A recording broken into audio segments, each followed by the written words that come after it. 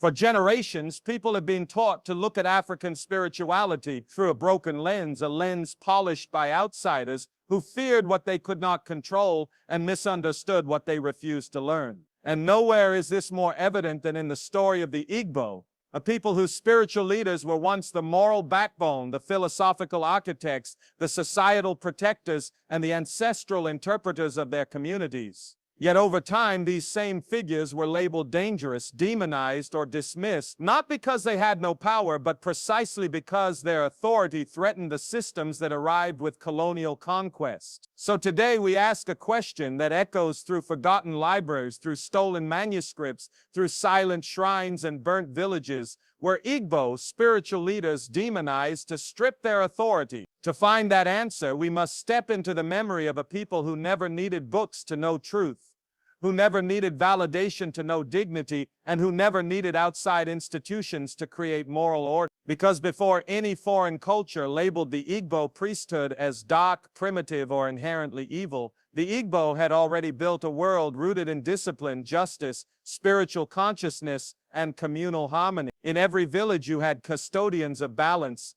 interpreters of moral vision, men and women who understood the invisible laws that governed society. These were the people who guided festivals, settled disputes, protected the land, and upheld oaths that shaped the social contract long before the modern world invented its courts. Their authority wasn't political, it was cultural. It wasn't coercive, it was respect. Their power wasn't in fear, it was in moral credibility, and that very credibility made them a threat. Because when colonial powers arrived in Igboland, they encountered something they couldn't easily break: a decentralized system of authority rooted in ancestral memory, a society that didn't rely on kings or empires but on spiritual custodians who answered to community, tradition, and the moral pulse of the land. The colonizers realized quickly that as long as these spiritual leaders held influence, the people would resist assimilation. So the simplest solution was to destroy their reputation. They didn't need to defeat them physically, they only needed to rewrite the perception of them. Suddenly, the same women who kept the sacred traditions were called witches. The same men who mediated justice were labeled sorcerers. The same shrines that stored historical memory were described as dangerous places filled with dark power. It wasn't truth.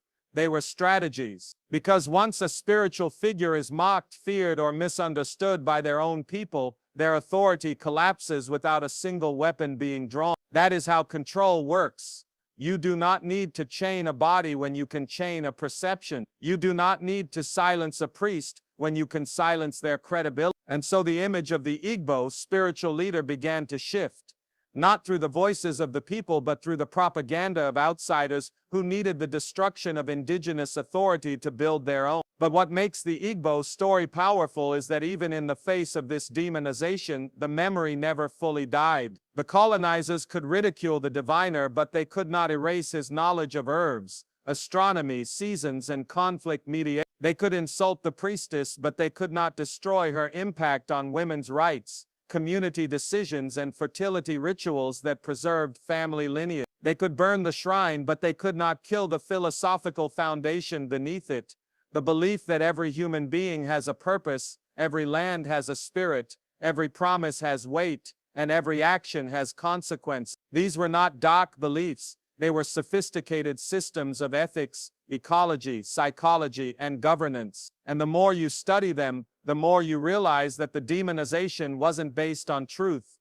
It was based on fear. Fear that Africa's systems were older, deeper, and more complex than outsiders wanted the world to know. Fear that if the Igbo were allowed to celebrate their indigenous institutions, outside authority would lose relevance. Fear that knowledge rooted in the land could not be easily controlled by foreign systems rooted in domination. This is why the demonization was not accidental, it was structural, it was political, it served an agenda.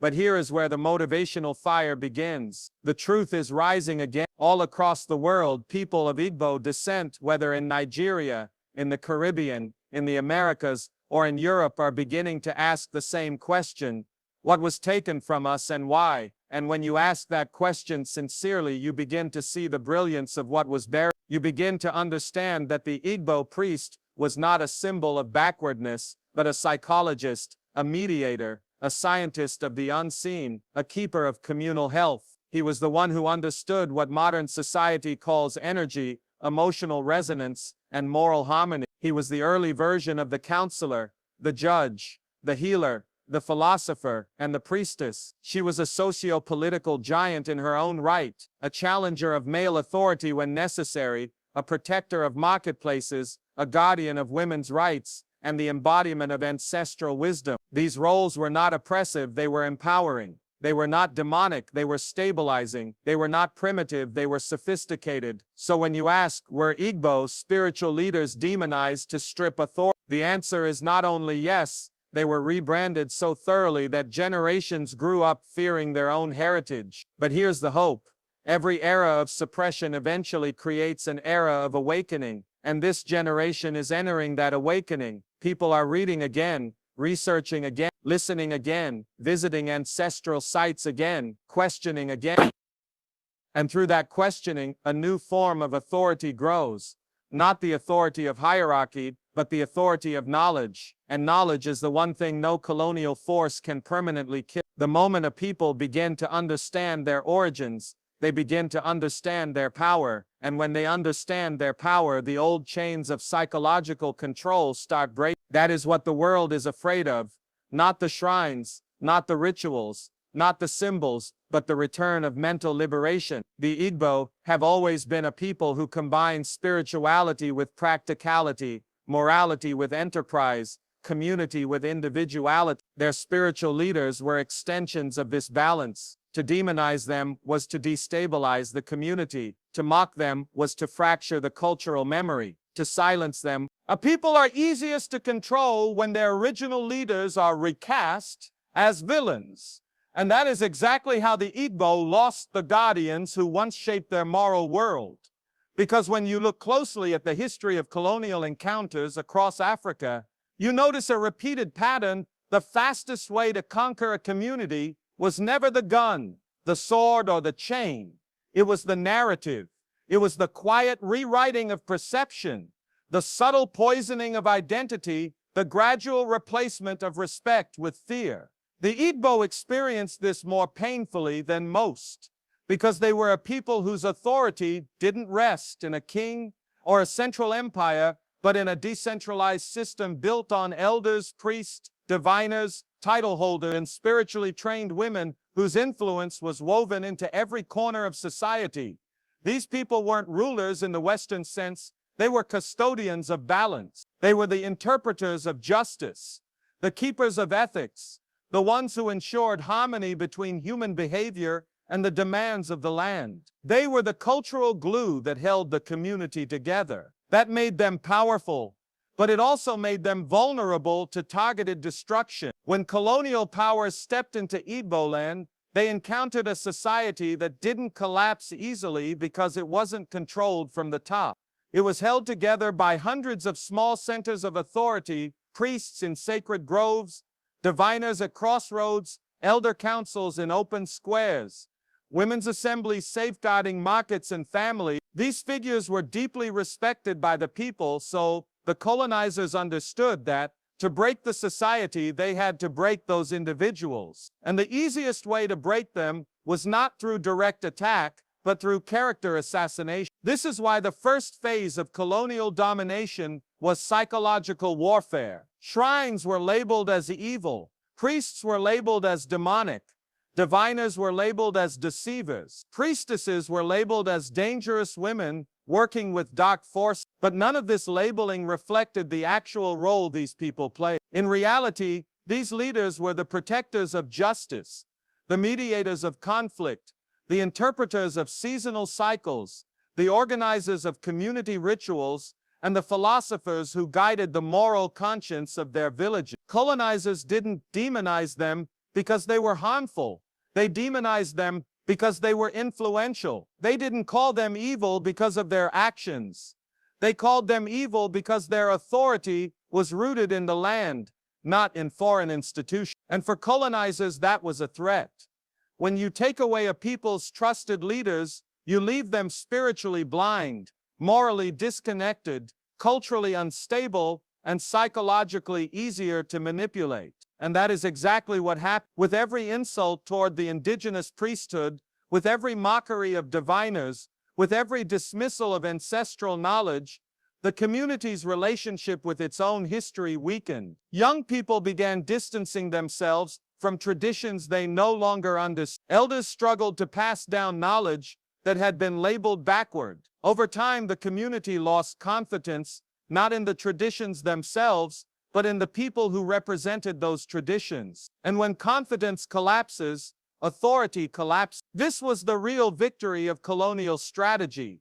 They didn't just conquer the land, they conquered perception. They made the Igbo doubt their own intellectual and spiritual systems. But what makes this story powerful is that even as the demonization spread, the truth never fully died. You cannot erase a system so deeply woven into the psychology of a people. You cannot silence a tradition built on the rhythms of nature, the ancestral memory of centuries, and the collective agreements of entire communities. Even when labeled evil, the knowledge survived in whispers, in stories and rituals passed quietly between elders and grandchildren, in the symbols carved on doors, in the proverbs spoken at dusk, in the secret wisdom hidden in everyday life. Today, when people begin researching Igbo cosmology again, when they start listening to oral traditions, when they compare indigenous ethics with the moral codes of the modern world,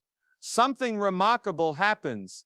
The truth becomes clear. The original leaders weren't villains. They were not obstacles to progress. They were not dangerous forces to be feared. They were stabilizers, identity keepers, social architects, and protectors of psychological balance. They built an ethical system that kept society functioning without prisons, without kings, without police, without written laws, and without external enforcement. That is a level of societal intelligence the world rarely acknowledges. The colonizers knew this, and that's why they needed to strip these leaders of their credibility, because a community with strong internal authority cannot be dominated by external authority. That is the heart of this keynote. The destruction of reputation was intentional, strategic, and necessary for colonization to succeed. But the return of knowledge is powerful, unstoppable, and necessary for identity to rise again. When Igbo descendants today reclaim the truth about their ancestral leaders, they reclaim more than history. They reclaim psychological freedom. They restore dignity. They restore balance. They restore pride in systems that outsiders once tried to bury beneath lies. And when a people rediscover the leaders who once guided them, the authority that was lost returns, not through titles or shrines, but through understanding, self-awareness, and cultural awakening. Because authority never truly disappears. It only waits in silence for the moment someone is brave enough to uncover it again. The demonization of Igbo spiritual figures was never about truth. It was about dismantling a system of authority that colonizers could not bend or own. A system rooted so deeply in community identity, ancestral memory, and cosmic order that it threatened every lie foreign empires needed to spread in order to rule. When Europeans first encountered the Igbo worldview, they did not see a confused people worshiping idols. They saw an independent civilization whose spiritual structure made it impossible to dominate. They saw a people who didn't fear them, a people who answered to no king, no emperor, no foreign doctrine. They saw communities where every man and woman understood their own place in the universe, where elders and priests held knowledge older than the rise of Europe, where the gods were not distant deities, but living forces acting through nature, morality, and the very breath of the people. And because they could not control it, they attacked it. They had to redefine Igbo's spirituality as darkness because it illuminated too much truth. They had to call the sacred pagan because its logic exposed the colonial project as artificial. They had to paint ancestral shrines as demonic because those shrines taught that no foreign power had the right to own an African soul. The more they studied Igbo cosmology, the more they realized how dangerous it was to their mission. In the West, power was centralized. In Igboland, power was distributed. Every lineage had its priesthood. Every family had its ancestral altars. Every village had its oracle of justice. You could not behead the Igbo because the Igbo had no single head. You could not force allegiance to a foreign throne because the true throne was the collective will of the people. And you could not turn them into spiritual dependents because their gods lived inside the land, inside their names, inside the rhythm of the season. So colonizers resorted to the only weapon left: distortion. They rewrote the image of Igbo deities until they resembled monsters. They demonized Allah, the Earth Mother, because her laws gave the Igbo moral sovereignty outside of European court. They demonized Amadio Ha, the Thunder Spirit, because he symbolized divine justice without colonial approval. They demonized the Dibia, the spiritual scientists, because their knowledge made the foreign priesthood unnecessary. It wasn't theology, it was strategy. And this strategy worked only because it was repeated relentlessly in schools, in churches, in administrative offices, in early newspapers, even in the way colonial officers translated Igbo words into English. They made sure every reference to Igbo spirituality carried a shadow. They made sure generations grew up ashamed of what their ancestors practiced with pride. They made sure that African children would see their own heritage as primitive while accepting foreign beliefs as advanced. But what they never expected was that the truth would resurface. They never expected archaeology to uncover thousands of years of Igbo artistic, philosophical, and scientific sophistication. They never expected linguistics to trace Igbo conceptual systems to some of the oldest cultural patterns in West Africa. They never expected African scholars to rise and decode the colonial lies with evidence. They never expected the descendants of the very people they tried to break to stand up and say, "We remember who we." Today, when we revisit the demonization of Igbo's spiritual figures, we are not merely reviewing history. We are undoing a psychological weapon. We are reclaiming the stolen dignity of a people whose spiritual world was not chaotic, but orderly, not violent, but balanced, not demonic, but deeply moral. We are reminding ourselves that colonizers did not fear African spirits. They feared African independence. They feared a worldview that made European validation irrelevant. They feared the strength of a people whose gods taught community, accountability, truth, and cosmic balance. And as more people rediscover these truths, the old colonial narrative collapses. We begin to see that the real darkness was not in African spirituality but in the campaign to destroy it. The real threat was not the shrines, but the possibility that Africans would realize their ancestors were never lost, never confused, never inferior. The real power was always with the people whose spirits could not be bent, bought, or erased. And that is why the demonization happened, not because the Igbo were in darkness, but because they carried too much light. When you restore the reputation of the Igbo priest and priestess, you restore the voice, dignity, and identity of an entire people, because authority never dies, it only waits to be reclaimed. And every time we return to the truth of who the Igbo were before colonial interference, we are not simply studying history. We are reviving a system of spiritual intelligence that once held entire communities together with order, justice, and sacred responsibility. The Igbo priest and priestess were never just religious figures. They were living archives, guardians of cosmic law, interpreters of the unseen, mediators of truth, and keepers of ancestral memory. They embodied a leadership so balanced, so rooted in community, that foreign powers could not manipulate it. The colonial world understood this immediately. They saw that the authority of the Igbo priesthood did not come from titles, wealth, or political office, but from a connection to the land and to the people that outsiders could never imitate. So to conquer the Igbo, they had to break the credibility of those spiritual custodians. They could not buy an Igbo priest, they could only attack his identity. They could not silence an Igbo priestess, they could only distort her image. The goal was not conversion, it was erasure. If the people stopped trusting their spiritual figures, then the people would eventually stop trusting themselves. This is why colonial writings went out of their way to portray the Igbo priesthood as primitive, superstitious, or demonic, because they understood that once you destroy a people's spiritual confidence, you create a vacuum that foreign religions and empires can easily fill. The lies were strategic.